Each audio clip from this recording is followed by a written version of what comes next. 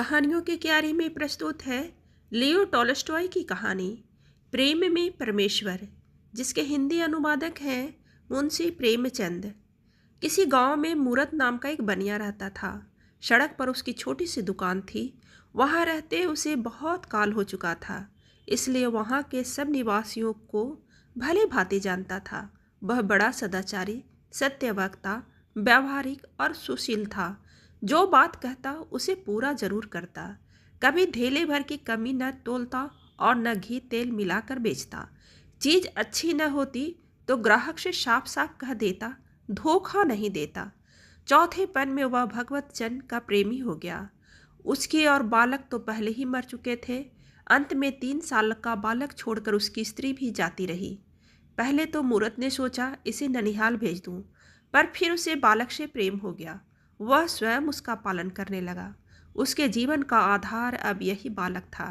इसी के लिए वह रात दिन काम किया करता था, लेकिन शायद संतान का सुख उसके भाग्य में ही न था। पल पलाकर 20 वर्ष की अवस्था में वह बालक भी यमलोक को सिधार गया। अब मूरत के शोक की कोई सीमा न थी। उसका विश्वास हिल गया। सदैव परमात्मा की निंदा कर वह कहा करता था, परमेश्वर बड़ा निर्दयी और अन्यायी है। मरना तो सभी को है, पर मार डाला युवक को। यहाँ तक कि उसने ठाकुर के मंदिर में जाना भी छोड़ दिया। एक दिन उसका पुराना मित्र, जो 8 वर्ष से तीर्थ यात्रा को गया हुआ था, उससे मिलने आया। मूरत बोला, मित्र देखो, सर्वनाश हो गया। अब मेरा जीना अकारत है। मैं नित्य परमात्मा से यही विनती करता हूँ कि वह मुझे जल्दी से इस मृत्यु लोक से उठा ले। मैं अब किस आशा पर जीऊँ। मित्र, मूरत ऐसा मत कहो। परमेश्वर की इच्छा को हम नहीं जान सकते। वह जो करता है ठीक करता है। पुत्र का मर जाना और तुम्हारा जीते रहना विधाता के वश में है। इसमें कोई क्या कर सकता है। तुम्हारे शोक का मूल कारण यह है कि तुम अपने सुख में सुख मानते हो, पराये सुख से सुखी नहीं होते।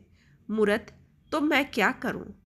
मित्र, परमात्मा की निष्काम भक्ति से अंतःकरण शुद्ध होता है। जब सब काम परमेश्वर को अर्पण करके जीवन व्यतीत करोगे तो तुम्हें परमानंद प्राप्त होगा। मूरत, चित्त स्थिर करने का कोई उपाय तो बतलाइए। मित्र, गीता, भगवत माला आदि ग्रंथों का श्रवण, पाठन, मनन किया करो। ये ग्रंथ धर्म, अर्थ, काम, मोक्ष चारों फलों को देने वाले हैं। इनका पढ़ना आरंभ कर दो, चित्त को बड़ी शांति प्राप्त होगी। मूरत ने इन ग्रंथों को पढ़ना आरंभ किया। थोड़े ही दिनों में इन पुस्तकों से उसे इतना प्रेम हो गया कि रात को 12-12 बजे तक गीता आदि पढ़ता रहता और उसके उपदेशों पर विचार करता रहता था। पहले तो वह सोते समय छोटे पुत्र को स्मरण करके रोया करता था। अब सब भूल गया। सदा परमात्मा में लीन रहकर आनंद पूर्वक अपना जीवन बिताने लगा। पहले इधर उधर बैठकर हंसी ठहाका भी कर लिया करता था, पर अब वह समय व्यर्थ न खोता था। या तो दुकान का काम करता था या रामायण पढ़ता था। तात्पर्य यह कि उसका जीवन सुधर गया। एक रात रामायण पढ़ते पढ़ते उसे चपाइयाँ मिली। एक पिता के विपुल कुमारा, होई पृथक गुणशील अचारा। कोई पंडित कोई तापस ज्ञाता, कोई धनवंत सुर कोई दाता। कोई सर्वज्ञ धर्मत कोई, सब पर पितहि परिति सम होई। अखिल विश्व यह मम उपजाया, सब पर मोही बराबर दाया। मूरत पुस्तक रखकर मन में विचारने लगा कि जब ईश्वर सब प्राणियों पर दया करते हैं तो क्या मुझे सभी पर दया न करनी चाहिए। तत्पश्चात सुदामा और शबरी की कथा पढ़कर उसके मन में यह भाव उत्पन्न हुआ, क्या मुझे भी भगवान के दर्शन हो सकते हैं। यह विचारते विचारते उसकी आंखें लग गई। बाहर से किसी ने पुकारा, मूरत। बोला, मूरत देख, याद रख, मैं कल तुम्हें दर्शन दूंगा। यह सुनकर वह दुकान से बाहर निकल आया। वह कौन था? वह चकित होकर कहने लगा, यह स्वप्न है अथवा जागृति, कुछ पता न चला। वह दुकान के भीतर जाकर सो गया। दूसरे दिन प्रातःकाल उठ पूजा पाठ कर दुकान में आ भोजन बना। मूरत अपने काम धंधे में लग गया, परंतु उसे रात वाली बात नहीं भूलती थी। रात्रि को पाला पड़ने के कारण सड़क पर बर्फ के ढेर लग गए थे। मूरत अपनी धुन में बैठा था। इतने में बर्फ हटाने का कोई कूली आया। मूरत ने समझा कृष्णचंद्र आते हैं। आंखें खोलकर देखा कि बूढ़ा लालू बर्फ हटाने आया है। हंसकर कहने लगा, आवे बूढ़ा लालू, और मैं समझू कृष्ण भगवान। बाहरी बुद्धि। लालू बर्फ हटाने लगा। बूढ़ा आदमी था, शीत के कारण बर्फ न हटा सका, थक कर बैठ गया और शीत के मारे कांपने लगा। मूरत ने सोचा लालू को ठंड लग गई है, इसे आग तपा दूं। मूरत, भैया लालू यहाँ आओ, तुम्हें ठंड सता रही, हाथ सेक लो। लालू दुकान पर आकर धन्यवाद करके हाथ सेकने लगा। मूरत, भाई कोई चिंता मत करो, बर्फ मैं हटा देता हूँ, तुम बूढ़े हो, ऐसा न हो कि ठंड खा जाओ। लालू, तुम क्या किसी की बाट देख रहे थे? मूरत, क्या कहूँ, कहते हुए लज्जा आती है। रात मैंने एक ऐसा स्वप्न देखा है कि उसे भूल नहीं सकता। भक्तमाल पढ़ते पढ़ते मेरी आंखें लग गई। बाहर से किसी ने पुकारा, मूरत। मैं उठकर बैठ गया। फिर शब्द हुआ, मूरत, मैं तुम्हें दर्शन दूंगा। बाहर जाकर देखता हूँ तो वहाँ कोई नहीं। मैं भक्तमाल में सुदामा और शबरी के चरित्र पढ़कर जान चुका हूँ कि भगवान ने प्रेमवश होकर किसी प्रकार साधारण जीवों को दर्शन देते हैं। वही अभ्यास बना हुआ है। मैं बैठा कृष्णचंद्र की राह देख रहा था कि तुम आ गए। लालू, जब तुम्हें भगवान से प्रेम है तो अवश्य दर्शन होंगे। तुमने आग न दी होती तो मैं मर ही गया होता। मूरत, वाह भाई लालू, क्या बात है। इस दुकान को अपना घर समझो, मैं सदैव तुम्हारी सेवा करने को तैयार हूँ। लालू धन्यवाद करके चल दिया। उसके पीछे 2 सिपाही आए, उनके पीछे किसान आया, फिर एक रोटी वाला आया। सब अपनी राह चले गए। फिर एक स्त्री आई, वह फटे पुराने वस्त्र पहने हुई थी। उसके गोद में एक बालक था। दोनों शीत के मारे काँप रहे थे। मूरत, माई बाहर ठंड में क्यों खड़ी हो, बालक को जाड़ा लग जाएगा, भीतर आकर कपड़ा ले लो। स्त्री भीतर आई। मूरत ने उसे चूल्हे के पास बिठाया और बालक को मिठाई दी। मूरत, माई तुम कौन हो? स्त्री, मैं एक सिपाही की स्त्री हूँ। 8 महीने से न जाने कर्मचारियों ने मेरे पति को कहाँ भेज दिया है, कुछ पता नहीं लगता। गर्भवती होने पर मैं एक जगह रसोई का काम करने पर नौकर थी। जब ही यह बालक उत्पन्न हुआ, उन्होंने इस भय से कि 2 जीवों को अन्न देना पड़ेगा मुझे निकाल दिया। 3 महीने से मारी मारी फिरती हूँ, कोई टहलनी नहीं रखता। जो कुछ पास था सब बेचकर खा गई। मूरत, तुम्हारे पास कोई ऊनी वस्त्र नहीं है? स्त्री, वस्त्र कहाँ से हो, सदाम भी तो नहीं है। मूरत, यह लो लोई, इसे ओढ़ लो। स्त्री, भगवान तुम्हारा भला करे, तुमने बड़ी दया की। बालक शीत के मारे मरा जाता था। मूरत, मैंने दया कुछ नहीं की, श्री कृष्णचंद्र की इच्छा ही ऐसी है।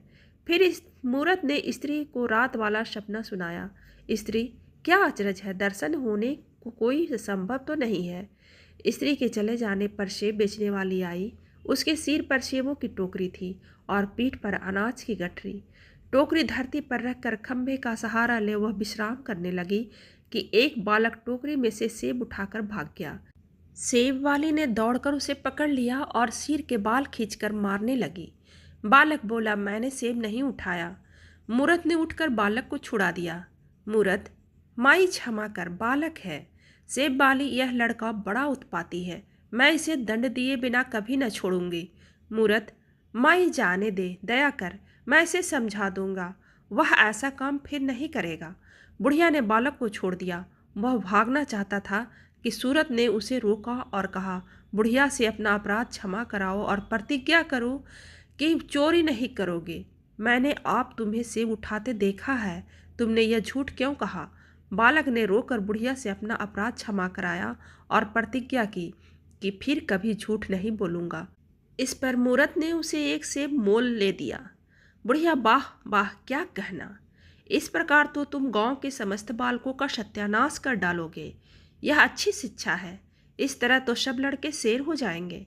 मूरत, माई यह क्या कहती हो? बदला और दंड देना तो मनुष्यों का स्वभाव है, परमात्मा का नहीं, वह दयालु है। यदि इस बालक को एक सेब चुराने का कठिन दंड मिलना उचित है तो हमको हमारे अनंत पापों का क्या दंड मिलेगा? माई सुनो, मैं तुम्हें एक कहानी सुनाता हूँ। एक कर्मचारी पर राजा के 10,000 रुपये आते थे। उसके बहुत विनय करने पर राजा ने वह ऋण छोड़ दिया। उस कर्मचारी की भी अपने सेवकों से 100-100 रुपये पावने थे। वह उन्हें बड़ा कष्ट देने लगा। उन्होंने बहुतेरा कहा कि हमारे पास पैसा नहीं, ऋण कहाँ से चुकावें। कर्मचारी ने एक न सुनी। वे सब राजा के पास जाकर फरियादी हुए। राजा ने उसी दम कर्मचारी को कठिन दंड दिया। तात्पर्य यह है कि हम जीवों पर दया नहीं करेंगे तो परमात्मा भी हम पर दया नहीं करेगा। बुढ़िया, यह सत्य है, परंतु ऐसे बर्ताव से बालक बिगड़ जाते हैं। मूर्त, कदापि नहीं, बिगड़ते नहीं वरन सुधरते हैं। बुढ़िया टोकरी उठाकर चलने लगी कि उसी बालक ने आकर विनय की, माई, यह टोकरा तुम्हारे घर तक मैं पहुंचाता हूँ। रात्रि होने पर मूरत भोजन करने के बाद गीता पाठ कर रहा था कि उसकी आंखें झपकी और उसने यह दृश्य देखा। मूरत, मूरत, मूरत कौन हो? मैं लालू। इतना कहकर लालू हंसता हुआ चला गया। फिर आवाज आई, मैं हूँ। मूरत देखता है कि दीन वाली स्त्री आई है। बालक को गोद में लिए शम्मू खाकर खड़ी हुई, हंसी और लोप हो गई। फिर शब्द सुनाई दिया, मैं हूँ। देखा कि सेब बेचने वाली और बालक हंसते हंसते सामने आए और अंतर्ध्यान हो गए। मूरत उठकर बैठ गया। उसे विश्वास हो गया कि कृष्णचंद्र के दर्शन हो गए, क्योंकि प्राणी मात्र पर दया करना ही परमात्मा का दर्शन करना है।